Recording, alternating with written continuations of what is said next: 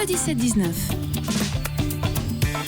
Le 12 mai prochain aura lieu la journée mondiale de la fibromyalgie. Cette maladie, pas encore reconnue par la France, provoque des douleurs musculaires et articulaires diffuses qui impactent gravement la condition morale des patients. Selon des estimations données par le collectif Fibroaction, 2 à 3% de la population serait touchée et les patients seraient, pour les cas les plus graves, en incapacité professionnelle de 20 à 30%. Devant ces chiffres éloquents, les malades se donnent rendez-vous le 12 mai prochain devant le ministère de la Santé à Paris pour que la maladie soit enfin reconnue. Mais plus proche de chez nous, vous pourrez retrouver pour la première fois à Nantes une soirée de sensibilisation le 9 mai prochain au Gaumont d'Atlantis. Pour en savoir plus, nous sommes en compagnie de Valentine. Bonsoir. Bonsoir. Vous êtes comédienne et on peut vous retrouver notamment sur Sun le samedi matin dans l'émission Rendez-vous avec vous, n'est-ce pas ? Pour des chroniques improbables qui portent bien leur nom. Exactement. Alors déjà pour commencer, est-ce qu'on peut définir ce qu'est la fibromyalgie ? Alors la fibromyalgie, c'est en fait, il y a à peu près, je crois, 100 symptômes, et surtout des douleurs musculaires très intenses, invalidantes, handicapantes même, des fatigues chroniques aussi invalidantes, des maux de tête, des vertiges, des nausées, des brûlures musculaires, des frissons. Enfin, c'est un cumul de beaucoup de symptômes. Et le problème, c'est que c'est pas reconnu en France et qu'il y en a de plus en plus et les gens se retrouvent dans une solitude et une détresse terrible. À la base, c'est une maladie génétique ou pas ? Non, c'est ça. Le problème, c'est qu'on peut tous devenir fibromyalgique. C'est pas comme elle est comparée à la sclérose en plaques parce que c'est une maladie qui fait des crises. Donc, c'est-à-dire que c'est par intermittence. Il y a des moments où on va très bien et des moments où on peut pas se lever. Et en fait, visiblement, pendant très longtemps, on a mis ça sur la cause psychologique. Donc, on mettait les fibromyalgiques dans des hôpitaux psychiatriques. On disait que c'était des dépressions. Et en fait, les études vont de plus en plus vers l'intoxication des métaux lourds, c'est-à-dire l'aluminium, le mercure, donc les vaccins, les amalgames dentaires, et puis ce qu'on mange et ce qu'on respire. Donc, c'est-à-dire qu'on peut tous le devenir, malheureusement. Aujourd'hui, est-ce qu'il existe un traitement ? Ben non. Il y a quelque chose qui s'apparente ? Non. Pour réduire la douleur, non ? Il n'y a pas de traitement. Les gens, en général, qui sont trop en souffrance se retrouvent sous morphine, quoi.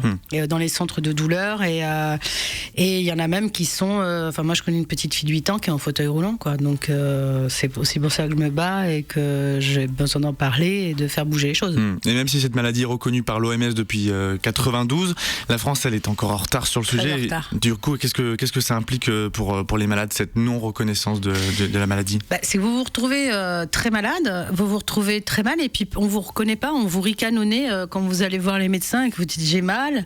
Alors moi, comme je suis un peu ronde, à chaque fois je me prends t'as qu'à maigrir et c'est terrible de se dire on a mal, on souffre et on nous croit pas en fait. On nous croit pas et l'État ne reconnaît pas cette maladie qui est reconnue partout. C'est dingue. C'est-à-dire que même les médecins, eux, ne diagnostiquent pas la maladie. Non, parce qu'en fait, comme justement, il y a une espèce de... On ne sait pas trop ce qui se passe, je ne sais pas trop ce qu'on cache. Moi, je me demande si c'est pas à cause des vaccins. On est quand même au pays de Pasteur, donc il ne faut pas trop que ça se sache. C'est que dans le bénéfice du doute, on préfère vous mettre sous antidépresseurs. Ça coûte... Déjà, ça rapportera plus d'argent. Et puis surtout, dans le bénéfice du doute, ils ne veulent pas... Moi, au tout début, parce que ce que les auditeurs savent pas, c'est que j'ai la fibromyalgie. On m'a rayonné, on m'a dit, mais la fibromyalgie, ça n'existe pas. Moi génial, j'étais contente, je me dis ça n'existe pas, c'est super. Où on me disait oui, comme vous êtes humoriste, vous assumez pas de faire une dépression. Si, le problème c'est que vous me soignez la tête alors que j'ai mal aux muscles en fait. Il y a quelque chose qui est pas logique. Et quand j'ai pas mal aux muscles, ma tête va très très bien. Donc voilà. Comment est-ce que vous avez su que vous étiez vous-même atteinte de fibromyalgie alors qu'on l'a pas diagnostiqué chez vous ? C'est à force d'en parler justement avec d'autres personnes ? Moi en fait j'ai commencé à avoir très très mal physiquement, à être extrêmement fatiguée, mais alors que je suis quelqu'un, vous voyez, même malade, j'ai une énergie assez incroyable, enfin une énergie vraiment le bon Dieu m'a gâtée, et en fait j'ai commencé à avoir très très mal, à avoir comme si mon corps se durcissait le matin, j'arrivais pas à bouger et tout ça, j'ai commencé à avoir des nausées, j'ai commencé à avoir des crises de froid. D'un seul coup, j'avais super froid alors qu'il faisait 30 degrés, je claquais des dents, j'avais l'impression que j'avais de l'eau glacée qui me coulait dans les veines, c'était horrible. Et puis là où vraiment je me suis dit, il y a un problème, c'est quand j'ai commencé à perdre la mémoire. parce que je suis comédienne, et de tous les gens avec qui j'ai travaillé, j'étais en plus la comédienne qui avait la mémoire la plus incroyable. Je me souvenais de tout et tout. Et là aujourd'hui, j'avais même oublié que j'avais une interview avec vous. J'ai couru sur le Chaouis des montagnes, là j'ai transpiré. Et en fait, et puis un matin, je m'en souviendrai toujours, le 13 juin 2013, et ben j'avais l'impression qu'on m'avait coulé une dalle de béton. J'ai pu plus me lever. Et là j'ai compris qu'il y avait quelque chose de plus grave que je pensais. Et un jour, j'ai tapé sur internet les symptômes et j'ai vu ce mot fibromyalgie. J'en ai eu les larmes aux yeux en me disant mais ce que je ressens porte un nom. Et là, je suis allée voir des médecins et c'est là que je me suis fait rire au nez. Ça n'existe pas, c'est la maladie du... Oh là là, enfin voilà. Donc je me suis dit super, comme je suis pas du tout hypochondriaque, bah, ça n'existe pas, c'est génial. Et puis jusqu'à ce que je m'écroule et j'ai été en clinique et là on me disait que c'était une dépression et non quoi. C'est pour ça que je trouve ça terrible de se dire qu'il y a plein de gens qui ont fini en HP parce que ils avaient cette maladie et qu'on n'a pas voulu les croire. Finalement, on est seul avec sa douleur. Mais on est complètement seul. Regardez, quand on me voit comme ça, est-ce qu'on a l'impression que j'ai mal quelque part? Pourtant, j'ai des pointes dans le dos, mais on s'y habitue aussi un petit peu. Moi, j'ai la carte handicapée. Pour par exemple, si dans le tram je suis trop fatiguée ou dans les magasins, je vous raconte pas la tête des gens quand je sors ma carte handicapée. D'ailleurs, je la sors même pas parce que je perds plus de temps à expliquer aux gens ce que j'ai et pourquoi j'ai besoin de passer et tout ça que donc du coup on se dit en fait il y a le handicap, sauf si on vient avec une canne ou avec là les gens ils se disent il y a quelque chose, mais personne n'a conscience et c'est normal, on nous en parle pas qu'il y a des handicaps invisibles, que l'extérieur est bien mais que l'intérieur c'est difficile et c'est pas tout le temps.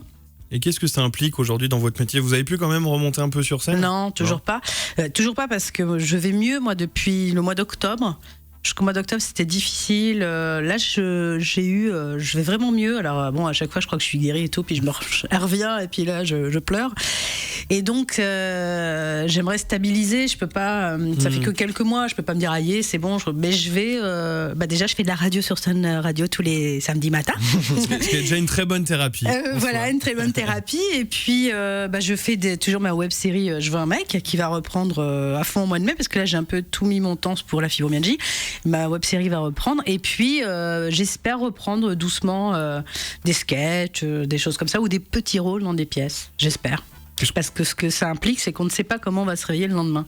Et je crois que vous l'aviez caché au début au métier pendant même quelques années. Quand vos collègues l'ont appris, est-ce que finalement ça a changé quelque chose? C'est assez curieux parce que il y a des gens en croyant bien faire, je me rends compte que pour eux je suis plus qu'une malade et je suis plus une comédienne. Moi j'ai des copains, ils me parlent plus boulot quoi. Ah ils sont là quand je suis malade, quand je suis fatiguée, mais j'ai l'impression qu'ils m'ont mis Valentine elle est malade, donc ça me fait un peu mal au cœur, même si je sais que ça c'est pas. Et puis le problème c'est que si on m'appelle pour me dire ouais tu vas jouer au théâtre, on a un super rôle pour toi, j'ai peur parce que je me dis si je fais une crise et qu'au bout de 3 jours je peux plus jouer, je fous tout le monde dans la merde en fait. Parce que quand on ne peut plus se lever, on peut plus se lever. C'est pas et c'est terrible quoi. Moi il y a des fois j'ai pas pu me lever prendre ma douche quoi parce que j'ai pas la force. Donc en fait ce que ça implique c'est qu'on a peur en fait et c'est qu'on n'ose plus, alors que moi avant j'étais une folle quoi, j'osais tout, j'avais peur de rien. Et là maintenant au lieu de me dire dès qu'on m'invite ouais cet été le premier truc c'est si je suis pas malade, je viens. Si je suis pas malade, enfin voilà. Ouais. Après, il faut peut-être du temps aussi pour s'habituer. Et puis quand je vois que je vais mieux, je prends espoir, quoi. Mais le problème, c'est que j'ai vu qu'il y a des gens comme ça qui ont eu des rémissions de 6 mois, 1 an, puis bam, elle est revenue. Mais quand même, aujourd'hui, vous-même et les autres malades, en plus de la reconnaissance de la maladie, vous vous battez. Et vous vous battez pourquoi ? Je me bats déjà. En fait, ce qui s'est passé, c'est comme j'explique, j'ai essayé de philosopher un peu. Quand je me suis retrouvée hospitalisée plusieurs fois, qu'on m'a dit que je remonterais plus jamais sur scène, que ma vie était finie, je me suis dit, mais pourquoi je vis ça? Une maladie que personne connaît. Et je connais beaucoup de gens, parce que j'ai travaillé longtemps à Paris. Donc je me suis dit, parce que c'est ça aussi, c'est qu'on se dit que notre vie n'a plus de sens et moi je faisais de la guitare, du piano, je peux pas, ça me fait mal physiquement. C'est ce que je disais avec les copains de Babacar tout à l'heure, on faisait la régie et je disais mais moi par exemple si t'as une fibromyalgie tu peux plus faire de la guitare, donc t'es obligé d'arrêter ton groupe, des choses comme ça. Je peux faire 3 accords mais au bout de 3 accords j'ai le bras qui brûle. La dernière fois j'ai passé une audition, j'ai perdu ma guitare parce que mon bras n'avait plus de force en fait. Et je me suis dit, voilà, peut-être que mon rôle sur cette terre, c'est de faire connaître cette maladie grâce aux gens que je connais. Donc voilà comment est venue l'idée de la soirée. Alors avant cette journée mondiale de la fibromyalgie, qui je rappelle est le 12 mai, vous organisez donc la première soirée de sensibilisation à la fibro à Nantes. En quoi ça va consister et quel en est l'objectif de cette soirée ? Alors l'objectif justement, c'est que grâce à mes amis connus, que les médias se déplacent, que les élus se déplacent, que les gens se disent mais qu'est-ce que c'est ce truc de fibromyalgie ? Et en fait, avec mon assistant qui est là, Sylvain Pifto, on s'est rendu compte que les gens, ils la connaissent et ils l'ont, et qu'une personne sur 5 va nous dire ma voisine elle l'a, ma mère elle l'a, ma belle-sœur elle l'a, et on se dit voilà, il y a un problème quoi. Les pharmacies, ils sont à fond avec nous, les gens ils nous disent on sait pas quoi faire. Enfin, il y a vraiment l'idée, c'est d'en faire parler pour que les gens comprennent ce que c'est, et que si demain quelqu'un te dit j'ai une fibromyalgie, tu te dises pas c'est juste une grosse feignasse qui a pas envie de faire le déménagement ou qui a pas envie. Si elle dit qu'elle a besoin de s'asseoir ou qu'elle est fatiguée, c'est parce que souvent on dit ouais, lui il est toujours en arrêt maladie, c'est une grosse feignasse. Non, il y a des gens vraiment qui sont en souffrance quoi. Et pour l'avoir été, je sais ce que c'est terrible. Donc l'idée c'est de faire connaître un maximum. Et j'espère là, moi j'ai tout fait toute seule pendant 1 an. Démarcher, trouver les sponsors, tout ça. J'espère qu'il va y avoir du monde, que ça va faire parler. J'espère que les fibromyalgiques vont être contents qu'on parle enfin d'eux et qu'ils puissent s'exprimer. Donc il y a une conférence à 18h15 avec l'ostéopathe Bernard Lambert qui connaît vraiment bien la fibromyalgie. L'idée c'était d'inviter les pharmaciens, les kinés, tous les gens qui sont confrontés à cette maladie, qu'on en parle ensemble, qu'on dit voilà, moi c'est ça, moi j'ai fait ça, et ensuite le plateau d'humour pour attirer les gens, pour que celui qui se dit tiens moi j'ai envie d'aller voir Oldelaf, il chante pour la fibromyalgie, qu'est-ce que c'est, et voilà, faire un lien en fait. Et les artistes invités étaient tous au fait de ce que c'est la fibromyalgie ? Non, je sais que Babacar m'a dit qu'il s'était renseigné là dernièrement. Chantal Latsou, c'est ma marraine de scène, donc elle le savait, mais elle l'a su tard. Je lui ai dit que l'année dernière quand j'ai fait mon premier spot, et non, ils l'ont su quand j'ai commencé à faire mes spots en fait. Mais je l'ai caché longtemps, et après alors Pierre-Emmanuel Barré m'a dit c'est quoi cette maladie, je dis j'ai mal partout, il fait je t'envoie un paquet de Doliprane. Voilà, Pierre-Emmanuel Barré, et donc voilà, et donc j'en ai, pour en avoir 10, j'en ai contacté je sais pas combien, et ce qui est super c'est que tous ils ont dit oui. Après c'est la date qui a été compliquée, donc forcément réunir tout le monde à Nantes. Voilà, puis là on m'attend au tournant, parce que là ils se disent c'est qui cette Valentine qui vient parler de fibromyalgie, la dame du ciné Pâté m'offre la salle toute la journée quand même, c'est super gentil. Le Crédit Mutuel m'a donné une aide financière qui me permet de payer les billets de train, la nourriture. Ce qu'il faut savoir, les gens ne veulent pas nous croire quand on traite, mais les artistes viennent tous bénévolement. Ils font un aller-retour Paris-Nantes lundi pour venir gratuitement jouer pour aider la fibromyalgie, c'est vrai. Donc on a juste eu une petite aide pour les frais, et j'espère que l'année prochaine on va se dire cette nana elle s'est bougée, elle a réussi à ramener. L'année prochaine on fait encore plus gros et plus grand, et on fout le dawa jusqu'à ce que ce soit reconnu. Mais justement, c'est quoi vos projets pour la suite ? La suite, mes projets personnels ou pour la fibromyalgie ? Les deux. Alors, professionnellement, personnellement. Déjà, il faudrait que je me fasse le maillot. Non, je Alors, non, mes projets, ça serait de continuer à faire des spots. J'ai fait une petite web série avec David Salle sur la fibromyalgie. C'est un petit peu scène de ménage avec un couple qui vit avec la fibromyalgie. Ensuite, j'ai un autre projet de série plus sérieuse. Et continuer, je veux un mec, et surtout mon grand projet, remonter sur scène. Et l'année prochaine, j'aimerais que cette soirée-là se fasse dans les grandes villes.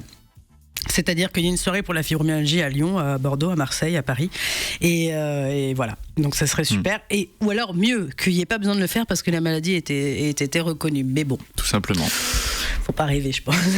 Enfin, en tout cas, pas cette année, mais il faut garder espoir. On vous le souhaite. Voilà. Merci beaucoup Valentine d'être passée par nos studios. Je rappelle que vous organisez donc pour la première fois à Nantes une soirée de sensibilisation au Gaumont d'Atlantis le 9 mai prochain. Infos et réservations par mail à fibro@fybro 09 mai. C'est cinéma Pâté. Au cinéma Pâté. Vous avez dit Gaumont, c'est Pâté ? C'est pareil. Oui, c'est pareil, pardon, excusez-moi. Parce que et alors, on va citer quand même qui vient.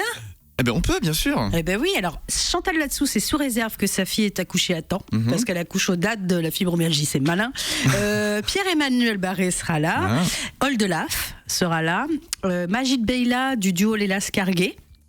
Il y aura donc aussi Gaume, de Roman Electric Band.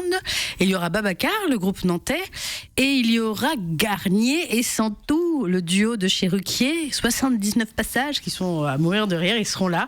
Et ça sera présenté par Bruno Osler et Sébastien Chartier, qui sont les acolytes de Pierre-Emmanuel Barré. Voilà. Un magnifique programme dont on prend note. Merci beaucoup. Infos et réservations donc par mail à fibro09mai@gmail.com. Je vous avais prévenu que je parlais beaucoup.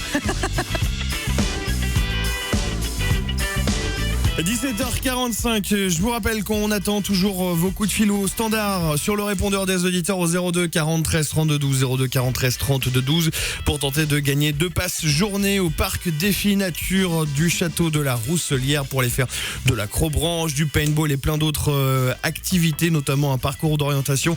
Alors, pour avoir le plaisir d'aller voir le grand air, ça se passe au 02 43 32 12 02 43 32 12 et vous nous laissez un message contenant votre nom, votre prénom et votre numéro de téléphone. Peut-être qu'on aura le plaisir de vous rappeler tout à l'heure.